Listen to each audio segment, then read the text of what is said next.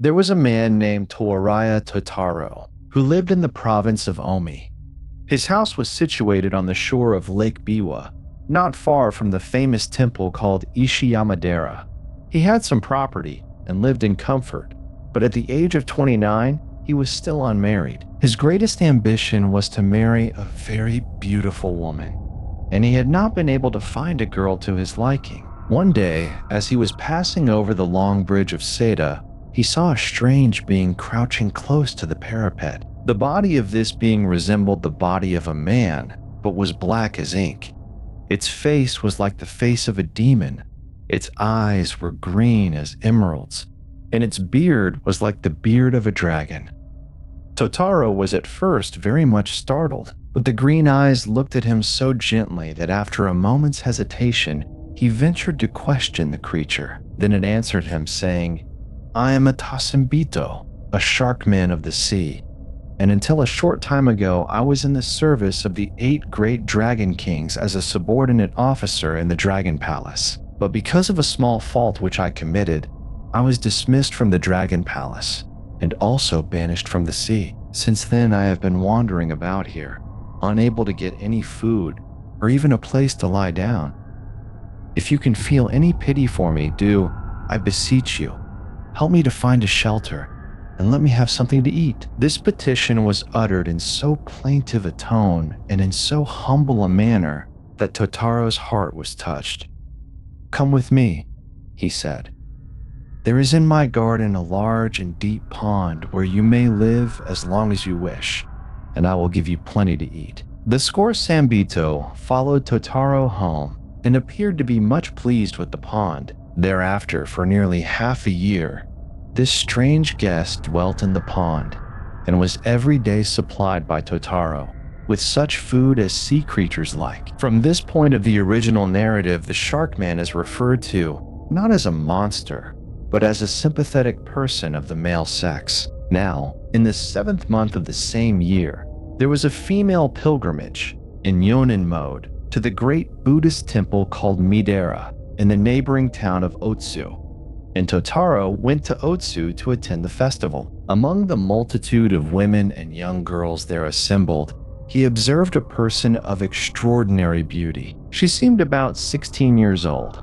Her face was fair and pure as snow, and the loveliness of her lips assured the beholder that their every utterance would sound as sweet as the voice of a nightingale singing upon a plum tree. Totaro fell in love with her at sight. When she left the temple, he followed her at a respectful distance and discovered that she and her mother were staying for a few days at a certain house in the neighboring village of Seda. By questioning some of the village folk, he was able also to learn that her name was Tamana, that she was unmarried, and that her family appeared to be unwilling that she should marry a man of ordinary rank, for they demanded as a betrothal gift a casket containing 10,000 jewels. Totaro returned home very much dismayed by this information. The more that he thought about the strange betrothal gift demanded by the girl's parents, the more he felt that he could never expect to obtain her for his wife. Even supposing that there were as many as 10,000 jewels in the whole country, only a great prince could hope to procure them. But not even for a single hour could Totaro banish from his mind the memory of that beautiful being.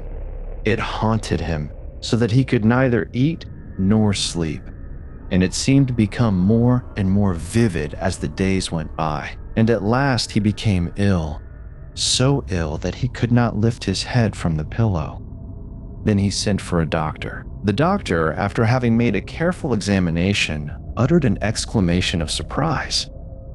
"Almost any kind of sickness," he said, "can be cured by proper medical treatment except the sickness of love. Your ailment is evidently love sickness. There is no cure for it. In ancient times, Roya o Hakuyo died of that sickness, and you must prepare yourself to die as he died." So saying, the doctor went away, without even giving any medicine to Totaro. About this time, the shark man that was living in the garden pond heard of his master's sickness and came into the house to wait upon Totaro.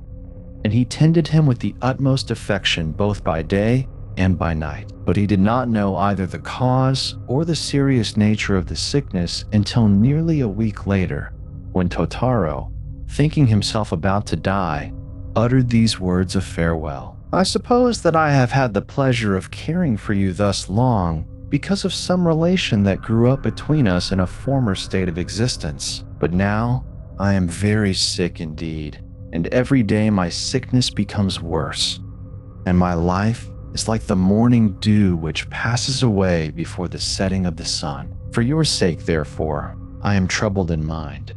Your existence has depended upon my care, and I fear that there will be no one to care for you and to feed you when I am dead. My poor friend, alas, our hopes and our wishes are always disappointed in this unhappy world. No sooner had Totaro spoken these words than the Samebito uttered a strange wild cry of pain and began to weep bitterly.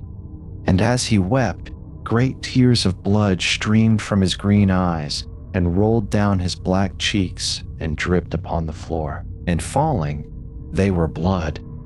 But having fallen, they became hard and bright and beautiful, became jewels of inestimable price, rubies splendid as crimson fire. For when men of the sea weep, their tears become precious stones. Then Totaro, beholding this marvel, was so amazed and overjoyed that his strength returned to him.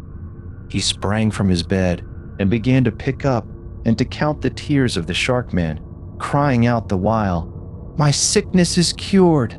I shall live! I shall live!" Therewith, the sharkman, greatly astonished, ceased to weep and asked Totaro to explain this wonderful cure. And Totaro told him about the young person seen at Madeira and about the extraordinary marriage gift demanded by her family. As I felt sure, added Totaro, that I should never be able to get 10,000 jewels, I supposed that my suit would be hopeless. Then I became very unhappy and at last fell sick. But now, because of your generous weeping, I have many precious stones, and I think that I shall be able to marry that girl. Only, there are not yet quite enough stones, and I beg that you will be good enough to weep a little more, so as to make up the full number required. But at this request, the Samebito shook his head and answered in a tone of surprise and of reproach, "Do you think that I am like a harlot, able to weep whenever I wish? Oh no, harlots shed tears in order to deceive men, but creatures of the sea cannot weep without feeling real sorrow. I wept for you because of the true grief that I felt in my heart at the thought that you were going to die. But now I cannot weep for you because you have told me that your sickness is cured. Then what am I to do?" plaintively asked Totaro. "Unless I can get 10,000 jewels, I cannot marry the girl." The Samebito remained for a little while silent, as if thinking. Then he said, "Listen, today I cannot possibly weep anymore. But tomorrow let us go together to the long bridge of Seda, taking with us some wine and some fish. We can rest for a time on the bridge, and while we are drinking the wine and eating the fish, I shall gaze in the direction of the Dragon Palace and try, by thinking of the happy days that I spent there, to make myself feel homesick so that I can weep." Totaro joyfully assented. Next morning, the two, taking plenty of wine and fish with them, went to the Seda Bridge and rested there and feasted. After having drunk a great deal of wine, the Samebito began to gaze in the direction of the Dragon Kingdom and to think about the past. And gradually, under the softening influence of the wine, the memory of happier days filled his heart with sorrow, and the pain of homesickness came upon him, so that he could weep profusely, and the great red tears that he shed fell upon the bridge in a shower of rubies. And Totaro gathered them as they fell, and put them into a casket, and counted them until he had counted the full number of 10,000. Then he uttered a shout of joy. Almost in the same moment, from far away over the lake, a delightful sound of music was heard, and there appeared in the offing, slowly rising from the waters, like some fabric of cloud, a palace of the color of the setting sun. At once the Samebito sprang upon the parapet of the bridge and looked and laughed for joy. Then, turning to Totaro, he said, "There must have been a general amnesty proclaimed in the dragon realm. The kings are calling me. So now I must bid you farewell. I am happy to have had one chance of befriending you in return for your goodness to me." With these words, he leaped from the bridge, and no man ever saw him again. But Totaro presented the casket of red jewels to the parents of Tamana.